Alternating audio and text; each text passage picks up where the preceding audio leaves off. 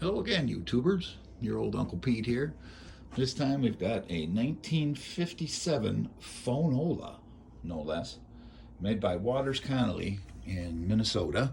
Features a VM 1200 changer, actually 1200A, and it's got the typical 3-tube amp, 35W4, 50C5, 12AV6, but this one's got a very unique, at least it was unique to Phonola, their tone control circuit. Most of these inexpensive hi-fis in the 50s modified either the input signal or between the first preamp stage and the output stage they would simply put a tone control on there, which basically was a cap and a variable resistor to bleed off the highs, which to me is useless.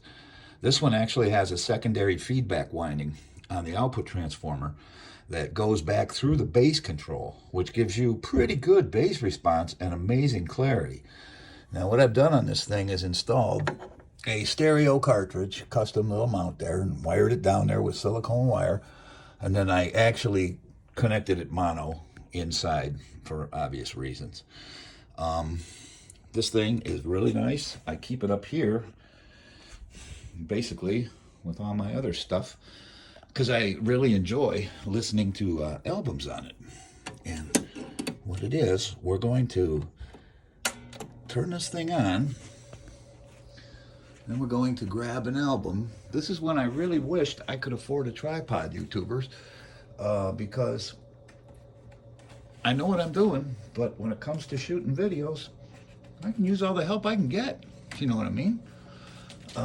Anyway, we're going to take an old Steely Dan record here. We're not going to play too much of it. I don't want to get in trouble. Again, you know, scared to death of that stuff.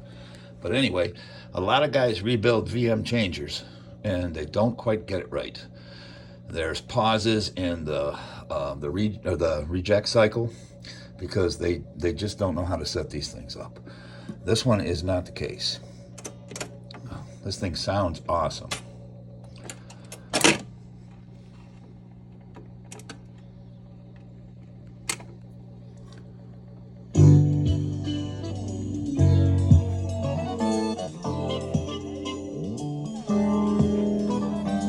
I had to custom make the little faceplate there,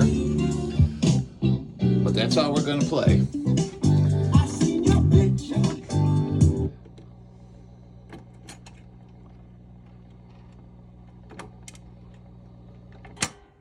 And that's the way a VM 1200 is supposed to work. You notice how the turntable freewheels? That's because the 1200A used a special rod and a spring to pull the idler wheel right out of position once the selector goes back to off, so you don't get those little annoying divots and what have you in the idler wheel. This one's got brand new idler, all rubber is new, as typical, cartridge, amp recapped, and blah, blah, blah. This one sounds really good. I wish I could play more of the album for you, but it's got twin 6-inch speakers, decent tone control for what was probably an inexpensive record player.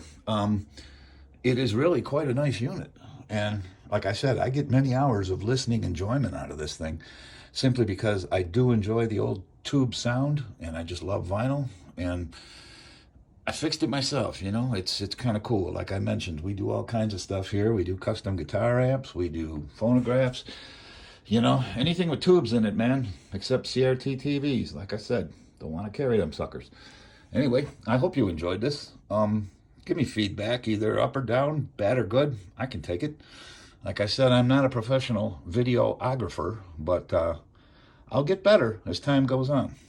Thanks a lot. Have a good day.